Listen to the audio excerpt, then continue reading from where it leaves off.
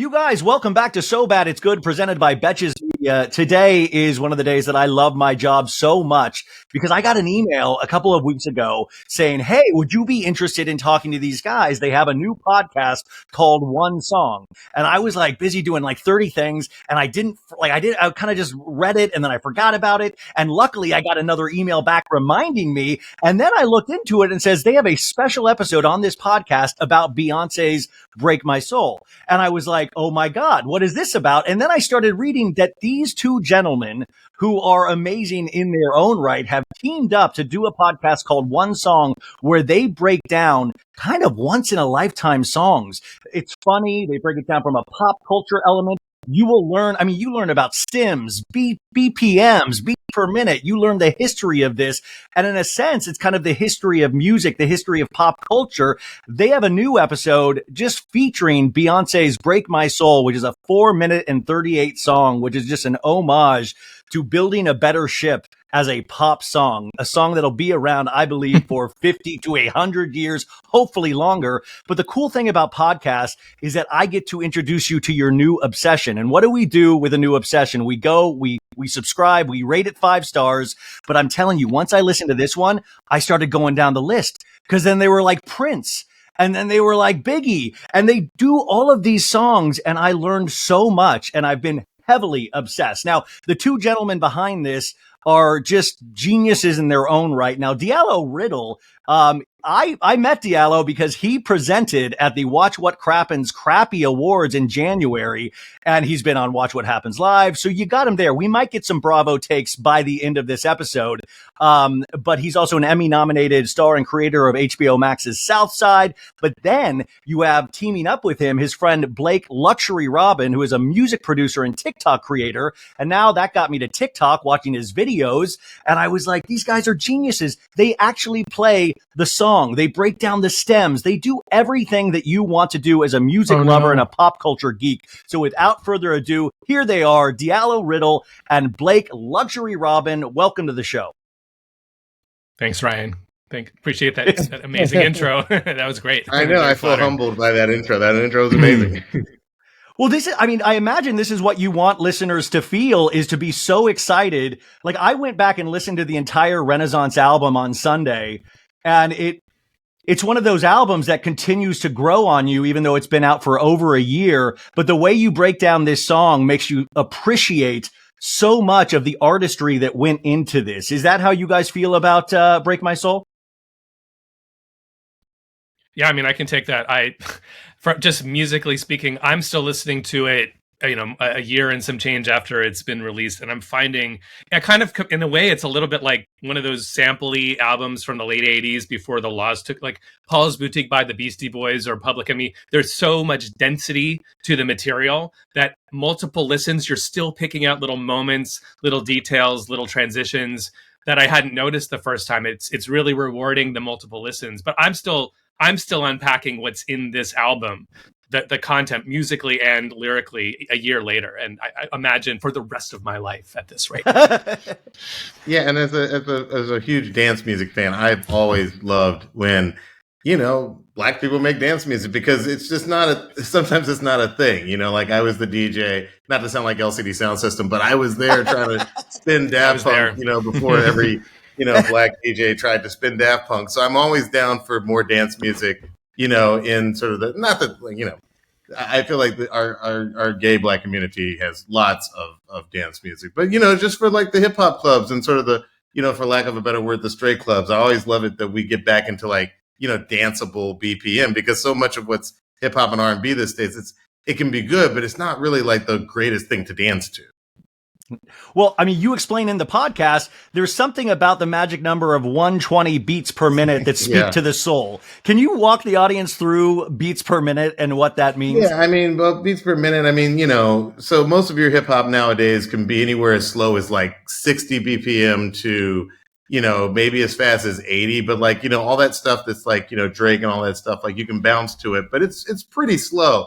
And for a long time, pop music in general, from like the Motown era through the Michael Jackson era, and really up until the 90s, it was almost always like 120, which is that disco dance beat. It's everything from Don't Stop Till You Get Enough to, When Doves Cry, and somewhere in the 90s, everything slowed down to the 90s. In the 2000s, Missy Elliott took it back up to about 120 with songs like Lose Control. And then it really slowed down during the Drake 2010s to the point where, like, now it's kind of hard to dance to some of this stuff, I blame recreational marijuana. Like, you don't know, like, dance when you're smoked out.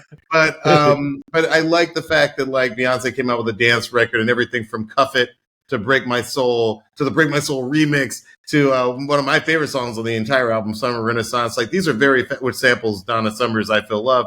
These are very fun songs. Yeah, totally. Love them. That's what the thing is, that the artistry that went into this one song and the entire Renaissance album, you also mentioned that this is one continuous album, and you actually brought up Daft Punk in terms of that, is that they would do one continuous album. And I love the LCD reference, because your podcast is like a Losing My Edge. It's like an audio Losing My Edge where fair. I'm like, oh my God. It's like, that's a two-sided compliment, which is fair. We'll take it. But I was there. I was there at the Standard Hotel. But that's what these, like, I don't know. This is why I think your podcast works so well, is that it made me go down this not musical K-hole. It was like a musical journey of all of these songs that I've loved in the past, of all of the, and then to go to that Prince episode when you were breaking down the stems from, like, Let's Go Crazy and what your favorite Prince songs were. And I was geeking out there with you. But what also works is your relationship, you guys just bouncing off funny stories. How did you guys hook up? What's your stories with each other? Well, I'll go first. Basically, Blake and I were introduced by a DJ friend of ours, DJ Daisy Odell. Shout out to Daisy, and first impressions, whatever, we were friendly enough. But it was during the pandemic. Wow. Hey, what was your first impression? I haven't heard this part of the story. It's a pandemic for me to really like you. Party. Like, did you not like me? Party. What's happening? What? No. What do you mean? Saying, listen, man, I mean, like, I feel like you were on the scene. Like, I feel like, Blake, was the kind of guy his band would play like at Echoplex, and Daisy was really cool. She was at the Standard, and I was, at Ledoux. Like, we were part of a generation that, had a lot of fun in the 2000s. By the 2010s, we're like at kids' birthday parties, in Glendale. Right. And it was chill. It was laid back. But my point was that during the pandemic, Blake started putting out these TikToks that I thought were really good. And I would just call him and say, hey, that fact that you were putting out there, but that's such a cool fact. Did you know this fact about that song? And he'd be like, no, or he'd be like, yes. And we'd go even deeper. And, like, pretty soon we were talking all the time, and I would call for like 5 minutes, and then it would end up being like a 1 hour conversation. You know what I mean? Like, kids getting completely ignored, just so we could talk and talk and talk. And at some point we just decided to do a podcast, like Kevin Hart's people came and they were like, hey, do you want to do a podcast? And we have these, these influencers, sorry to use the term, influencers that we, you should look at. And I was like, no, look at this guy's videos. His videos are great. And me and him are talking all the time anyway. And then they saw those videos. They loved Blake.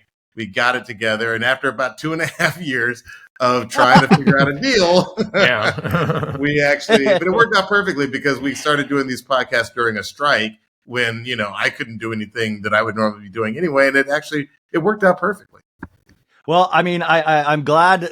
I mean, I hate to say I'm glad the pandemic and the strike happened, but I'm glad, because this is truly a joy to listen to. It's a celebration of music. Beyonce, though, can I just tell you, Ryan, it only took two, once in a lifetime catastrophes to make this podcast happen. So the good news is that we are here.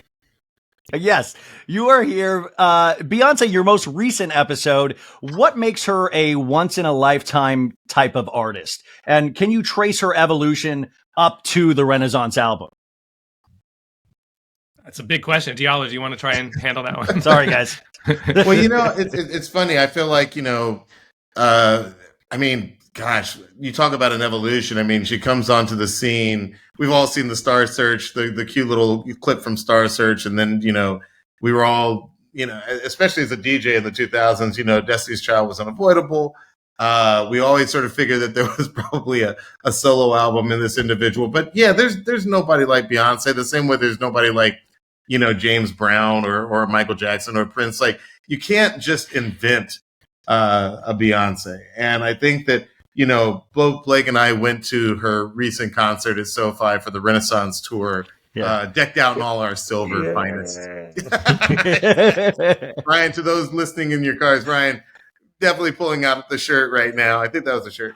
It's just one of those things where, like, she inspires so much in people, and it's become far more. I mean, like, what's weird to me is you've got Beyonce and you've got Taylor sort of happening at the same time. I mean, like, these are artists that are so far beyond just people who put out music. Like, they sort of, they can inspire, entire generations and apparently even change the NFL ratings. I mean, like, it's about so much more than music at this point. It really is. In fact, I wanted to drop this to the audience, is that a New York Times, or Forbes actually, just revealed this past week that the Beyonce tour in North America, it generated $4.4 billion for the American economy by the end of the Renaissance tour. I mean, that's more than the Olympics does. Wow. That's insane. I mean, that's a cool stat. And, like, I love that. I know people who went and saw her in Houston and Atlanta and LA. I mean, like, it really is, it's beyond Grateful Dead levels of just like, I'm going to, stop doing what I was doing for a living and just follow Beyonce around the country. It's really remarkable. And I feel like, our podcast is very inclusive. Like, we made sure that for this Beyonce episode, we brought on a member of the Beehive. So we definitely brought my good friend Brisha Webb on the show. She has always been somebody who has absolutely been a Beyonce devotee. And we couldn't do the episode without having a member of the Hive there. And by the way, she has she has a very powerful voice. I mean, she sounds like she could be on the track because she's like singing at certain points. And I was like, damn, the boost of this voice is wild. That's the other thing, you guys. It's sometimes just them, but they also have their guests. Diallo had his writing partner on, which I have like a bone to pick because he said he left Prince at Coachella early to get home. And I was like, are you out of, I was there and I was like, how dare you leave? And then they had Punky Johnson from SNL. Johnson was amazing. DJ Cascade was on this show, which was so cool. I mean, like, I've been following Cascade's music as a DJ since, he was doing like the sort of deep house music of San Francisco era, and like it was great seeing him.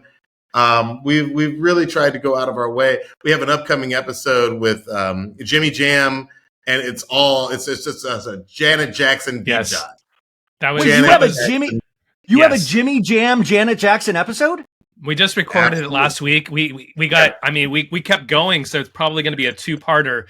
And we're just doing a two-part episode. Yeah. We're actually semi-breaking the format. Instead of one song, we're doing one album. So we're talking about Control and Jimmy Jam talking about Control. This is a memorable life moment for both Diallo and I having this conversation. We cannot wait to share it with everybody. It was so incredible. I mean, what a man. This is what pop culture is about. This is what, I mean, appreciating these things and diving in. To dive a little bit more into the Renaissance album, this also is kind of a love letter to house music in a lot of ways that you point out. And just for the audience that, is confused about different styles of music, what is house music? I mean, in the purest sense, house music is dance music primarily made with, electronic / computer instruments. That was this original definition that took it away from disco and garage. So if disco was, that 20-piece orchestra with like violins and all that stuff, and garage was like a little, more R&B, but still sort of, made with instruments. House music, which takes its name from a club called The Warehouse in Chicago. Shout out to the city of Chicago. House music was, made on really, cheap, affordable electronic instruments, but it expanded out of that scene, which was largely Black, gay Latino scene in Chicago, and it sort of took the world by storm, to the extent that when I was coming up, we associated it more with Europe than we did with the gay Chicago scene. But over time, I feel like, well, we talk about this a little bit on that Prince episode. When Daft Punk brought out the Pyramid at the 2006 Coachella, it converted millennials to dance music in ways that the previous generation had never really embraced it. The previous generation saw dance music as that cheesy music that Chris Kattan and Will Ferrell are bobbing their heads to at Night at the Roxy. It couldn't escape that. It was always another night, another dream, but like it couldn't get past that. But Daft Punk was one of the first groups, and I'm going to show my age. I actually, the first electronic album that I truly loved, that coincidentally, like Beyonce, sort of strung a whole bunch of songs together, was Chemical Brothers' Surrender album. Yes, this was a generation of house music that sort of like, it finally won over America. So suddenly, it wasn't all just hip hop and rock. There was a lot of house music out there, and eventually house sort of, spread out into techno and electronic dance music / EDM. There are a lot of different types, but it's all essentially house in the purest sense. I don't know. Luxury, did I get any of that right? Oh, that sounded good. The two things I would add is what the kind of important thing and to kind of what happened with Daft Punk, what they brought back was something that had been lost in America only, kind of not the rest of the world, because in 1980 we have this famous racist, homophobic disco demolition event, which takes place in Comiskey Park in Chicago. in Comiskey Park in Chicago, where a bunch of white male DJs, these sort of like rock jocks, had this publicity stunt event where they had people come and burn disco records in a giant bonfire. It became a big riot, and it was this sort of seminal moment in culture where we get this received idea of disco sucks that kind of becomes unquestioned for a while. But it's sort of a backlash which has very racist and homophobic origins, but it really sets the scene for the next 30 years in America. Meanwhile, the rest of the world continues to love dance music. It evolves in America too. It evolves into house music in Chicago, but it's more underground, and it doesn't have quite the same profile that it does elsewhere until, kind of this moment in the mid 2000s where, thanks to blogs and Bloghouse and Justice and Daft Punk, this generation skipped over that middle part that sort of Gen X and boomers, frankly, had to experience, where disco is not only not cool, but it's like it sucks and it's bad, and no one, without really questioning why you think that's sort of an idea that is pervasive in America culturally. Yeah, I mean, I remember watching the Bee Gees documentary, and they talked about the whole disco sucks thing. Yeah. And it's just wild. When I listened back to Break My Soul, and you guys talk about this, is just how many things are built into this, from the Big Freedia sample, and Big Freedia, by the way, she is responsible for bounce music. And can you walk us through who Big Freedia is if people don't know, which you should know, but she is that voice in Break My Soul. Luxury, you can start us off with this. No, I was going to say, Diallo, you're the bounce expert. Well, listen, I grew up in Atlanta, and so Atlanta was, one of the reasons why it's so centered to dance, not dance music, but just pop music in general, is because we're sort of at a crossroads. We got everything from New York and LA, but then we also got a lot of that Miami-based music that Two Live Crew and Luther Campbell were making, that ironically influenced a lot of Chemical Brothers sounds. And then we got music from Louisiana. And I remember going to a high school football game and somebody say, yo, you got to check out this track by DJ Jimmy. And it was a song called Where They At. And, you can look it up to this day. I'm not going to say any of the lyrics because bounce is filthy, folks. Bounce is not, it's not before noon music, I feel like. But Punky Johnson would probably disagree. Shout out to New Orleans. No, bounce music is amazing, and Big Freedia is such a big part of that. And she and so many of the other performers, were really pushing boundaries, not just lyrically, but in terms of identity really early on. But people loved the songs because they were super infectious, and Beyonce recognized that. And so, you've got Big Freedia, on this record, you had it on the Formation. The song Formation. Big Freedia, there's something about that voice. I was actually up at a festival up in San Francisco to speak, but they had my talk at the exact same time as they had Freedia out on the quad. And I was like, that's just not fair. Nothing I say is going to be as exciting as watching Freedia live. So, make sure that they say in show business, never act opposite animals, babies, or Freedia, because you're just going to lose. Yes, But yeah, by the way, I got to see Big Freedia. They were at this festival in Los Angeles before LCD Sound System, or like she opened up the festival, and they got to like LCD asked Big Freedia to play, and I thought it was so great. But that's why like Beyonce and these people, you know, raising up these other voices that we should know that have like part of the music culture. And I was thinking about how like Paul McCartney always talks about waking up and like he had dreamt yesterday, like overnight, and he just put it scrambled down. Eggs. Yeah. And then you have Beyonce, which you can tell like this thing, the production on this, there are so many layers, and Luxury, you do such a good job of breaking down. Like you'll even play these music stems of this is what you're hearing right here. I was really blown away in the Prince episode when I wasn't even hearing like the jangly piano in the background that like, but you break this down in such a great way. I mean, the production on Renaissance, how many people had to have worked on this? That's a big part of that album, and I think its importance moving forward is a couple things. First of all, if you buy, I have the vinyl, and like there's an entire page with the credits. I think it's also on the website. I never counted the names, but it's movie level. There's 100-something names. In part, that's because it's a collaborative album. It's intended to be. You know, if you try to compare it with sort of like a singer-songwriter album or something like that, that's not the right comparison. The right comparison is this is her trying to find collaborative, just get from other people on purpose, like what they bring to the equation. So if you work with Tricky and the Dream, it's different than if you work with, you know, so across the board from one song to the next, you've got intentionally different sounds, ideas, and vibes. And then you've also got interpolations and samples. So a lot of the names in the credits come from the fact that, and this is also intentional, she's giving a shout out to Tina Marie, Ooh La La La, just for a little moment. She's giving a shout out to Right Said Fred with a little I'm Too Sexy reference here and there. And all of these references and homages are intentional.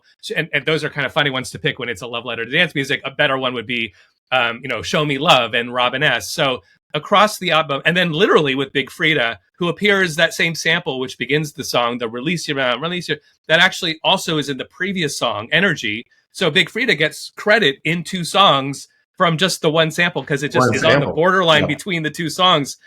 What she's doing here is, we talk about it on the episode, we don't know exactly the intent behind it. It simultaneously does cover a lot of ground, legally speaking, which is wise. But at the same time, you can tell that there's an active goal of ensuring people learn about, and if they're reading the credits, maybe investigate some of her predecessors, her musical inspirations. Clearly, that's of importance. It's almost, if I can piggyback on that, it's almost like we are living in the post-blurred lines world where you get the sense that there are people sitting in the studio talking about other songs that may not even get incorporated into the song, but as a way of sort of covering their backs. They're like, well, you know, we did talk about everybody. So, but we didn't end up using it. Ours goes, everybody, like ours is very different. But why don't we go ahead and, give them their due as well, just to cover any potential legal entanglements. You don't want those entanglements. And what you guys brought up in the episode, and just to explain to the audience what you meant, is the blurred lines, obviously, the Marvin Gaye estate sued Robin Thicke or Pharrell. I'm saying Alan Thicke and Pharrell. Alan Thicke. Alan Thicke. I mean, it is but like they sued and they won. And since then, now everybody can lay claims to songs. I mean, most recently we had Paramore with Olivia Rodrigo. We've had all of these things now, getting paid off of these songs when, in the artistic process, I imagine that's the one thing I kept thinking about listening to this episode is how did Beyonce steer this ship? How do you have so many people working on it and kind of almost like Steve Jobs with Apple? How did Beyonce steer this ship? She's so curious. That woman is a Virgo. That's the answer right there. It's all you need to know. She's my Virgo sister. As a Virgo, I understand that little slice of her. I don't understand. There's plenty she's able to do that I am not.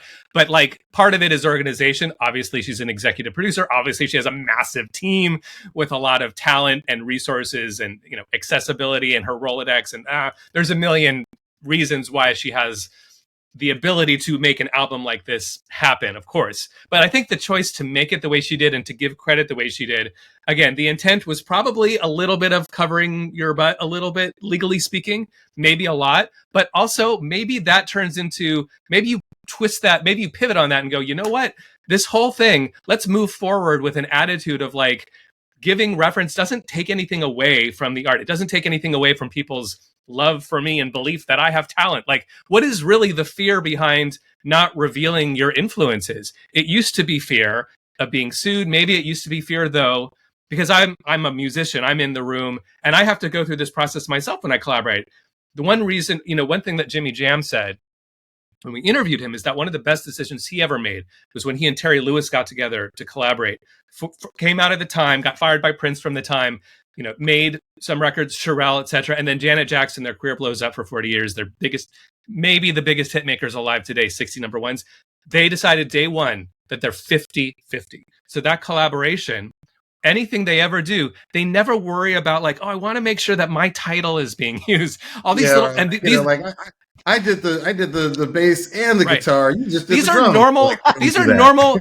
As a creator, these are normal things to kind of be thinking about. But once you get that off the table, and Diallo and I have a similar thing. So we are wanting the best possible episode. We are wanting the best possible song. And if that means that on this episode, it's kind of 80% Diallo, 20% me, or this episode, the reverse, that's what is required, and it'll be a good show. And I'm okay to sit back and let him shine. And I feel the same way from him. So that's a really big part of the creative process. And I think Beyonce's album and the credits perhaps reflect a little bit of that idea. You guys are Lennon and McCartney of podcasts, so I'm not going to even, you guys equal. I mean, they're going to be arguing about this podcast for decades to come. But two more things about the Renaissance album that I learned that I was just so in love with is you got to take us through the sample of, or not the sample, the version of Show Me Love that is in, or aspects of that are in this song. You guys got to remember Show Me Love, but you even talked about being like a demo singer on Luxury and how demo singers work. And can you kind of tell us the little story about Show Me Love in this album? Yeah, I mean, I'll try to do the condensed version because it is not only it is a big story with a lot of people and ideas within it. But the basic idea is that "Show Me Love," the Robin S. song from I think it's 1992. You've got to show me love, and then it's got that sound, a very distinctive keyboard sound and a very distinctive drum pattern. So all this is the setup for "Break My Soul." Does not use any of the melodies, not even any of the chord changes. It doesn't really use anything of Show Me Love, no lyrics. But what it does use is the same keyboard synthesizer patch. It's a Korg M1. It's the Organ 2 preset. If you buy a Korg M1, you will get that sound. And if you play the songs back to back, you'll hear what I'm saying. It's the dun dun dun dun dun dun, and in "Show Me Love," it's dun da da da dun dun dun dun dun. That it's literally just a synthesizer patch. But what they did in Beyonce's song in I almost said "Show Me Love" in "Break My Soul," which by the way is significant. My theory is that they were listening to "Show Me Love." Maybe they stripped off the acapella and listened to the instrumental, and she started singing "Break My Soul," "Show Me Love." It's the same syllabic. Do you know what I mean? Like there's so many things that were clearly inspired by it. By the end of the song, a decision was made to credit the co-writers of "Show Me Love," even though nothing of the song of substance, like in a courtroom situation, technically speaking, was the same as that song. Again, partially perhaps to cover their ass in case some sort of Robin Thicke-esque lawsuit was raised, which is a reasonable concern, especially if you're Beyonce. People are going to be looking to see what can we get out of her. Oh, she used something I did. That's very understandable. She'd be concerned about that. But it also might have just been a way of saying, yeah, I was inspired by this seminal song by this Black woman who really didn't get her dues because, by the way, she's not even considered a writer of that song, so she doesn't get a penny of royalties from it. Her entire career, if you want to give Robin S. money, go see her live. She'll make that money, but it's got nothing to do with streaming her song. So there's a lot of complexity built into how the music industry credits. Love. We got to show her love. Some love. Yeah, and that's what you guys are doing. Yeah. Can I take what? I'm only going to take issue with one thing. I think the syllabic thing. I don't know if I've ever even shared this on my own podcast, so this might be a so bad it's good exclusive. My personal theory, my personal theory is that you hit a pop song out of the park when you have 3 syllables. So yeah, Show Me Love, Break My Soul. But no, it's specifically I noticed it during the Katy Perry years with Dr. Luke when Teenage Dream, Fireworks. Like I was just like, everything's got to be 3 syllables. Yeah. Like, was that the name of the song? Was it yeah? Oh, blah. No, sorry, blah, blah, blah. Bye. Like there's something about the 3 syllables. If you have that in your pop song, you're like halfway to the hit. Of that I am thoroughly convinced. It doesn't matter how you get to the 3 syllables, but there's 3 syllables every time. You guys got to listen to this episode because it even goes deeper, and we're not going to get into it now, but you learn who Stonebridge is. You learn about the Andrea Martin vocal. You learn all of these little facts that you will take through your day, and you'll be able to impress your music friends. You'll be able to impress all of this. Also, what I love, you even bring up the Beyonce remix where she actually, does the Vogue, like does the shout out to Madonna. By the way, Andrea True, more, 3 syllables. It's just, it pops up so many times. And by the way, Ryan, you kind of nailed it. One of the goals for the podcast, we sort of alluded earlier, like these are big iconic songs. And one of the things that is our goal is like, maybe you've heard this song so many times, you never need to hear it again in theory. That's part of what we go into this. It's like, we're trying to scrape off a layer of rust on a song like, Stevie Wonder, Superstition. We talk about this in that episode. It's like, maybe we've all heard Superstition enough songs, we get it. What we've done by breaking it down, our hope for the audience as well as ourselves in the process of making it is to like hear it for the first time because we're just hearing the isolated vocals, isolated drums, stuff you never noticed before. And then Ryan, you made the point, we want you to leave the episode and next time the song comes on, we want you to nudge your friend with the fact that only you know that they don't know about the song that you learned from our podcast. Yeah, you know what happened here? You guys will remain friends and you won't become a completely annoying person. This guy's always trying to tell me something I don't know. There's a line you don't want to cross. There's a line you don't want to cross, but you want to be like the fun version, not the irritating version of that person. So can you speak? What I also love about the Renaissance album is that it's an album that continues to grow on me each listen. And Beyonce, I thought this is what's great, that she's an artist that is continually pushing herself.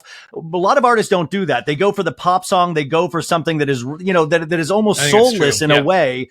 And Beyonce did something difficult that on the first listen, you like it, but you're learning. And then it's one of those albums that grows and grows to where it's like, oh, is this one of my favorite albums? And Beyonce did that with Lemonade. I thought Beyonce does that where she started earlier in the career where it was like, oh, these are hits. These are hits for pop radio. These are hits. And now it's moved into this artistry, and a lot of the artists you pick now really do.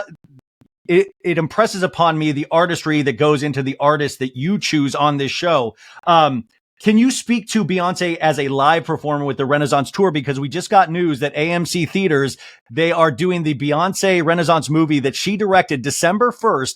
I stayed up till midnight and got my tickets I got my tickets for LA for the first night because I'm just so excited about this. But it's $7 million the first day of sales for Beyonce's movie.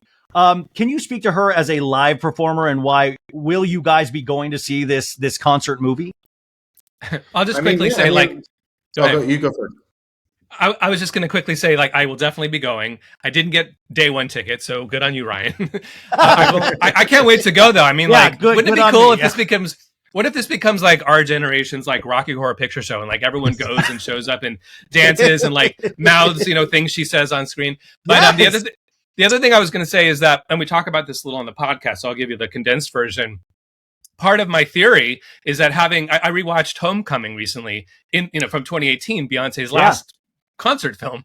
And in the wake of Renaissance having come out since then, and then sort of preparing for the show, what I noticed is, I wonder if she came out of Homecoming and thought, I want to do the album version of a live show where it's sequence kind of more like a mixtape. It's a continuous mix of music, and things sort of stream from one song, overlaps into the next. Like I mentioned, that Big Freedia sample, which is in Energy, and then you go into Break My Soul. It's a seamless. There's 3 songs in a row that don't stop, that end with Break My Soul. That's like a 3-song suite, if you will. Very much like her live show, very much like what she did in Homecoming, and what a lot of artists do in their live show is sort of turn it into more of a seamless thing. But I hadn't really noticed before that uniquely in this album, to me, it feels like she's making a Beyonce album that could also be a Beyonce live show in many ways. And I know one last thing I'll say is I know she gave this producer Amorphous. I don't know if you know about them, but they're a young queer producer who blew up on TikTok just a couple years ago, went from like zero to literally sequencing the music for Beyonce's live show based on their remixing skills. So I know that it was and like credited sort of above the line in that sense. So it was a big, important part of the tour and part of the album to have this seamless experience where things are weaving into each other and all these references are happening. That was less short than I thought it would be. So sorry. No, but see, this is why we do the podcast, because I feel like I'm learning from you all the time. The thing that I was really struck by was that, Beyonce, like, SoFi is a really big place for anybody who has never been. And, everybody's sitting there wondering how this thing's going to start. She actually started the show by belting, some ballads. Like, she didn't come out with like the crazy get up, like straight off the bat. Like, she kind of came out and reminded you, this is what my voice is capable of just on its own, just singing there. And remind you. What's that? To remind you the power that she has just with her voice. Exactly. And so I'm wondering if any movie is going to start off like that. I also think, quite honestly, it's hard to see what Taylor's Eras tour was doing, and it was very known in the movie business that there's going to be a live, there's going to be a movie version of this. I mean, like, I just feel like both of them are, I can't even imagine what would happen to the world if they made a song together. Like, it's just, I have to really wonder what that the would apocalypse. Be like. I'm sure That's it'll never happen. That would end the world. That would. I think it would.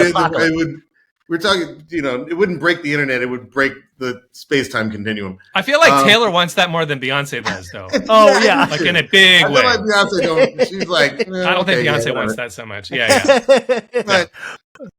But there are about 8 industries that would freaking love it if that were to happen. I think I'm so curious to see how she's going to start the movie. She's going to start it like the live show.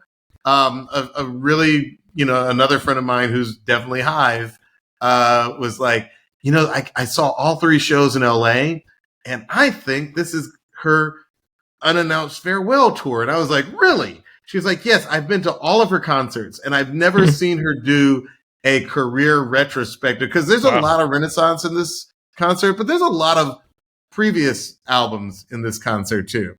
And so that's one person sort of like, take, is that this could be considered like, she might be like sort of clearing off her plate, so to speak, by giving people this chance to see her, I don't want to say one last time. I don't think she could ever walk away entirely, but it is something interesting that I heard. I think that to see her live is to really see a person who's completely comfortable. And then she brings out her daughter. Like, there's so much going on in that concert that was just amazing. The freaking horse that they brought out on the stage. I'm still thinking about that horse. That horse was gigantic. There's just so much to unpack. It was, and it looks like with the 2.5 hours, I had sensory overload. Well, with the movie, it looks like you're going to get behind the scenes footage as well if you watch it. So I'm excited to see that. I love the blending of those things. And it is interesting. We live in a time, and I'm glad we do, that we have a Taylor and a Beyonce, even though they make me feel 2 completely different things.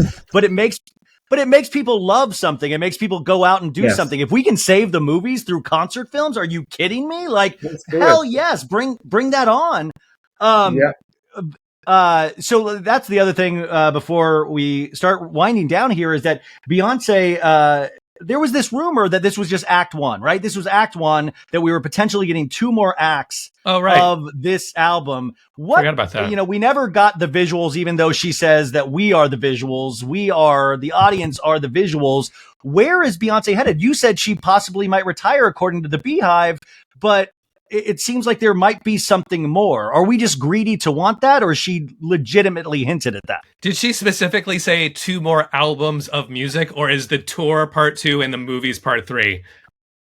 Okay, you just really bummed me out, Luxury. Like, I'm only building on what you guys were saying, because I've been assuming there were 2 more albums coming and that they would be kind of Renaissance part 2 and 3. But now what you guys are saying, I'm like, wait a second, is this just like a language thing? Is she tricking us with air quotes about like what acts 2 and 3 are? Before the internet is like, this is Diallo Riddle's theory. This is a theory that was presented to me that I thought was rather interesting, but I have no inside information that I am sharing right now. Also, you did what I was curious about with your guest on the Break My Soul is that do you have to pay dues to be in the Beehive? Like, how do you become an actual member of the Beehive? You have to get branded. No, I don't know. I think you just have to show some love. It's like Nixium. It's Exactly. It's not like soccer hooliganism. It's not. You don't have to like go out in the streets and beat up all the. I'm not going to make that joke. I will. What's funny is that I really do feel like, like you said, it's nice that in today's society there's something that people can truly love, and this is just one of those things that cuts across so many. It's so specific, and you were asking earlier about like how do we select our songs and like what makes this Beyonce album. I mean, I think one of the things that makes this Beyonce album not just a collection of pop songs is because it is, something that's recorded dedicating to her uncle, who was in this scene. And I think that, it's who died of complications of AIDS, I believe. Yeah. Yeah. And I think that one of the things that's, really cool about it is that it comes from a specific, culture. And yet it cuts across so many lines, and you had so many people, wearing the silver and participating, even though I guess the memo didn't go out to everybody in LA about what to do when she says on mute, because our night was pure trash. Like everybody was like screaming through the mute moment.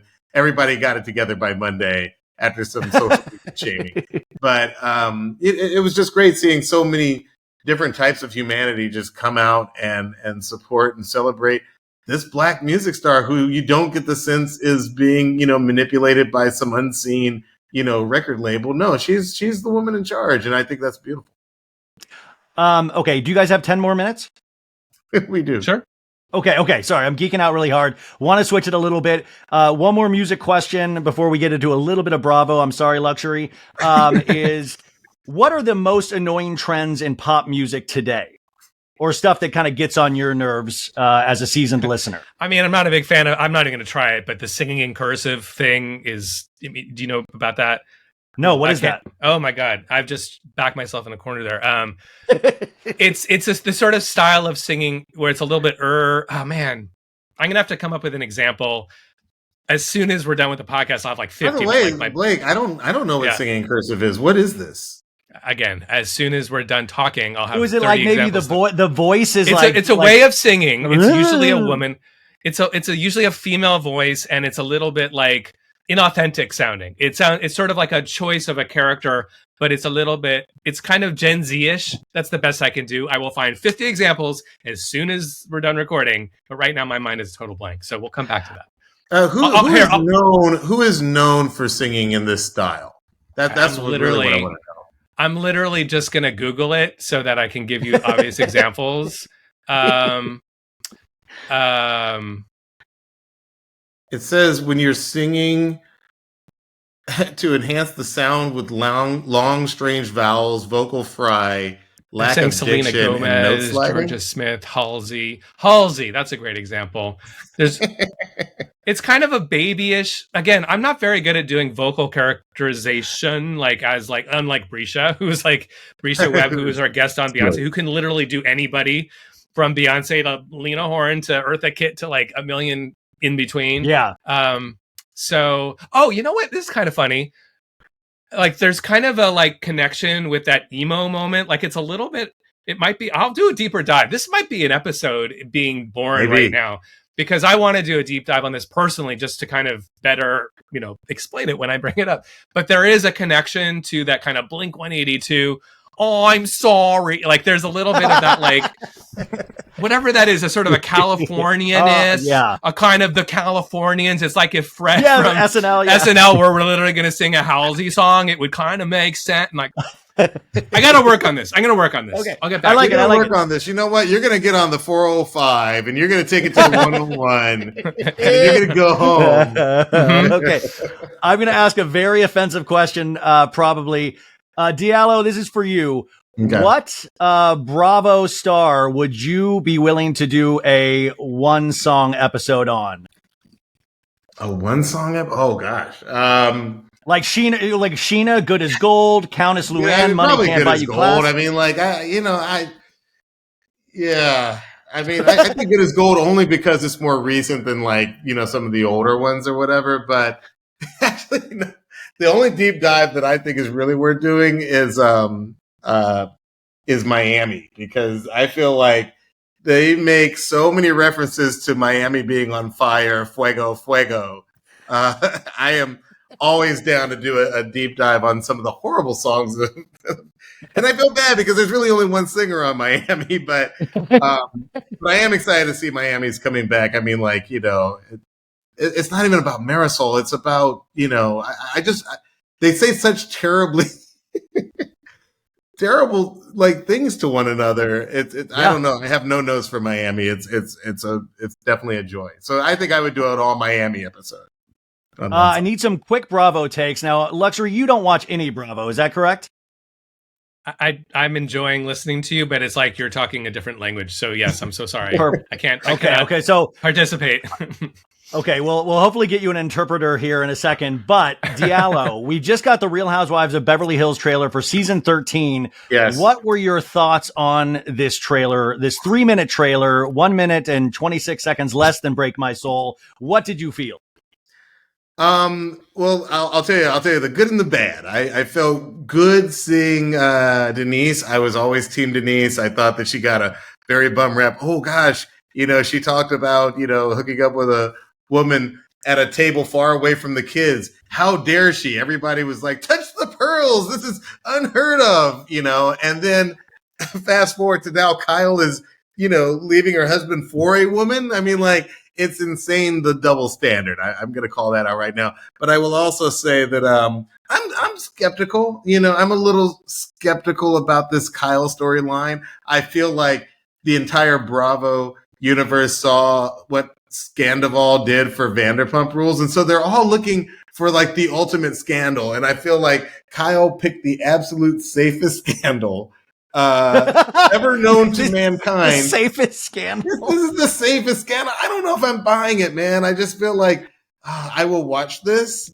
but I don't know if I'm buying the Kyle, Mauricio storyline. It's a terrible thing to admit. It's a terrible thing to admit, but I just feel like there is a business of Bravo, and somebody decided that they had to have scandal at the highest level. And for Kyle, I think her main issue was that she was struggling to figure out a way to fit the word scandal into the name Kyle Richards. I mean, Skydol? I don't know what you would call it. Nothing. Yeah, I've been trying to think of one for like months now. Nothing. Yeah, I don't know. I mean, like, look, I'm so happy that they're coming back. I feel like I need it in my life. I'm also enjoying the heck out of Salt Lake City right now. I think that show is back in just a major way. I'm loving everything about what's happening with this weird, Monica and Lisa and her $60,000 ring. I mean, like, it's been a blast. I like that we keep bringing up Middle America in regards to Lisa Barlow, which is hysterical to me on so many levels. But I always say Salt Lake works for me because, each franchise, like Beverly Hills, is very Michael Bay to me, whereas Salt Lake has that foundation of religion, but it's very Lynchian. It's very David Lynch because each of those ladies, like Mary Cosby's in a van, like doing scenes with McDonald's, like fillet of fish. You have Heather Gay pissing in a Sprinter van. You have, like everybody's on their own wave. And I find that so interesting, and it's very unique to Salt Lake. It's so good. And I didn't know we were going to talk about Bravo today. So I feel like, sorry, I had to get it in. You're an expert. All my Bravo people are going to be like, oh my God, I can't believe you didn't bring up this or bring up that. I mean, like, Meredith with her slurred words has been. You can leave. No, I'm talking about like, what if we talk about? Like, I can't even do it. Andy Cohen has gotten really good at that in the rumors. Like, I mean, like, there's so many classic Meredith moments this year. And I was on Watch What Happens Live with Meredith, and I feel like, she was so. By the way, I do want to point out that when I was on Watch What Happens Live, I asked Meredith, I was like, do you think you can see it in your heart to be friends with Lisa Barlow again? We want this friendship back. And and she said no in the moment, but they are like pretty much friends again this season. So I think, that was me. I'm taking credit for that. Good. Take credit for that. We need them together, but it is interesting. That's a great Housewives trope of hating somebody passionately and then pretty much immediately forgiving them without us, the audience, seeing how that actually came out to play. I mean, we will never find out about Heather's black eye. They just let so much drop off. Yeah, that's what pisses me off about reunions. Andy needs to have video screens and make them watch these clips together and say, you need to answer right now, period. But exactly. I like that it's a good tease. So Salt Lake City is doing amazing. Also, I wanted to your point about Denise Richards. I'm just bummed that Denise Richards will never have her moment with Lisa Rinna, because Lisa Rinna, the last scene was, you're so angry. And you know, which I still use. I still use that. Last night, my dog was barking at some coyotes because we're in these hills. And I literally turned to my wife. I was like, Billy, ooh, so angry. Like, we still use so angry. There's so many classic Rinna moments. I mean, but I think it looks like Denise is going to be a friend of, which I'm totally cool. I think Mary Crosby has. I'm so sorry, Luxury. This is such a no. It's this is we're almost done. We're gotta do what you gotta do. I think Mary has redefined the friend of in a way that is amazing, because like they invite her to events and she shows up. She's like, I don't want to be here. Don't talk to me like that. Like, it's just insane. I love it. I love somebody that admits they don't want to be here, and she literally tells other cast members, don't talk to me. Don't talk to me like that. Don't talk to me. And okay, so again, I'm excited to just be talking about this. I'm not a huge fan of Angie K, but I am so happy she made it not Angie H, because I will never forget Angie H coming in doing the when the Saints come marching in outfit with the top hat. I was like, this is thirst on a level I am not comfortable with. You cannot let this person hang with her. And sure enough, she has not been mentioned this season. So there you go. Angie K was on Watch What Happens Live last night, and I think she works because she doesn't work. Like, she wants it so badly. And when somebody wants it so badly, that energy is so funny to watch. So I kind of really dig that. But there's so much. Wait, you're not going to go to BravoCon, are you? I'm probably trying. Yes. I mean, the answer is maybe. Okay, good. I'm going to see you at BravoCon. Okay, bringing it back to actual music to wrap this up. Yes. Truly, this podcast is my new favorite. I'm not even joking. Like, I've got 7 more episodes to get through that now I'm like going to I have to go visit my dad in Arizona, and I'm like, I'm just going to burn through these. But it's one of those shows, you guys, you're going to say things out loud. You're going to be like, oh my God, what about this? Oh my God, what about that? I mean, listen, you guys were doing the Prince episode and you were talking about We Are the World and how Prince just thought it was like, he refused to be on it. But then I was like, oh my God, do you guys remember the clip from the American Music Awards when Lionel Richie begged Prince to go on stage during We Are the World and he just sat there with a lollipop licking it? I don't remember that one. That's amazing. Go to YouTube. It is such a great little clip. There are so many laugh out loud moments about Prince in our Jimmy Jam episode, because, this is a guy who got fired by Prince, and in some ways it kind of saved his career. I mean, you could make the argument that Jimmy Jam and Terry Lewis's career was made by getting fired by Prince. 100%. Yeah, exactly. And it sort of makes anybody who's ever worked in our industry, where you do get fired by somebody's idol, and yet your life doesn't end. And in fact, you might go on to do something else. But look, one thing I love about the show is that me and Luxury, we have all this intersection in terms of our likes. So, we did an episode about Notorious B.I.G. We did an episode about Missy Elliott. We do episodes about Metallica. Like, we do so many different genres of music, and we never stay in one decade. So we'll do Billie Eilish one episode, and like you said, Stevie Wonder the next. You can even do an episode about a song like Uptown Funk, where we've all heard it. Guess what? The story about how that song came together, some facts that you probably don't know, and some songs that you probably don't know that influenced it. I really do feel like the power of the show is that you can listen to an episode where you didn't think you wanted to know more about that song and come away like, damn, I had no idea it was that deep.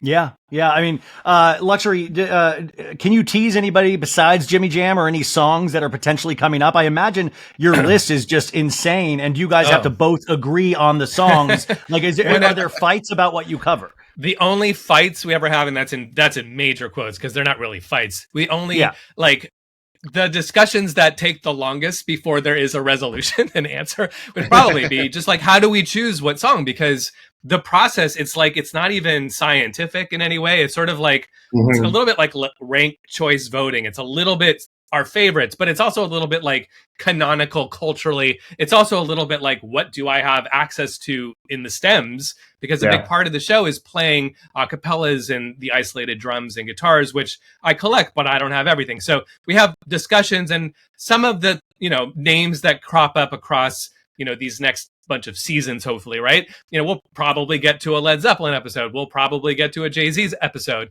but we can't fit everything into season 1. And we've only got 7 episodes left. So we're like, I'm not really sure what these last 7 are going to be. I know we're taping Metallica, Master of Puppets tomorrow. I'm stoked for that one. And I know we're doing Mariah next week, right? ODB Mariah next week. I think we're taping that one. Yeah. That's good. Well, by the way, this is Mariah's big time of year. This is when she comes out and makes her yearly nut during the holidays. we might have to have a little side note about that song. Yeah, we'll probably do a little side note. All I want because it already popped up on Spotify once for me in the last week, and I was like, all right, we're doing this. It's time once again. But we only got 5 slots left, Diallo, and you and I are still discussing what those 5 slots are going to be filled with. Which is fun. Well, it's a fun conversation. You guys, thank you for spending so much time with me today. This is one of my favorite episodes. I truly geeked out listening to this, and you guys are going to love it. This is a podcast made from joy, and that's what we need more of. It is a podcast that teaches you something, makes you laugh, takes you down a journey that you are going to love going on. And I can't say enough good things about it. So Diallo Riddle and Luxury, thank you so much for being here. I hope I get to geek out with you guys at any other point, any time down the line. I hope you guys do a second and third season. I hope another pandemic hits because I want to talk to you guys again. No more disasters. Ryan, I'm sorry, real quick. Can I change my answer? The song deep dive that we would do on one song off of Housewives. Hello. He was probably just saying something bad. No, about I me was going to say. I take back my answer. The song I would do if we had to do a one song episode about Housewives would be "Away in a Manger" by Lisa Barlow. I'm fascinated by that performance, and I could spend an hour. There you go. Well, you'll probably have to do that on my show because Luxury will not touch that with the 10-foot pole. I just don't know what to say. I know they talk about the little Lord Jesus. The little Lord Jesus. I know the song. I think she's singing in cursive. Get the stems for that one. By the way, a perfect. I know. I'm sorry, you're trying to end. So no. Tones and I. That's like the perfect example. Tones and I. Like that kind of like the mouth that's like oldie timey. And is she saying dance monkey or dance for me? It's like this. Like what are the like? That's might be the quintessential. I know what that is. Cursive. Okay. There you go. Okay, you guys. Well, go off, release your wiggle, and go subscribe to One Song, rated 5 stars on Apple Podcasts and Spotify. You are not going to regret it, and I hopefully will talk to you guys again soon.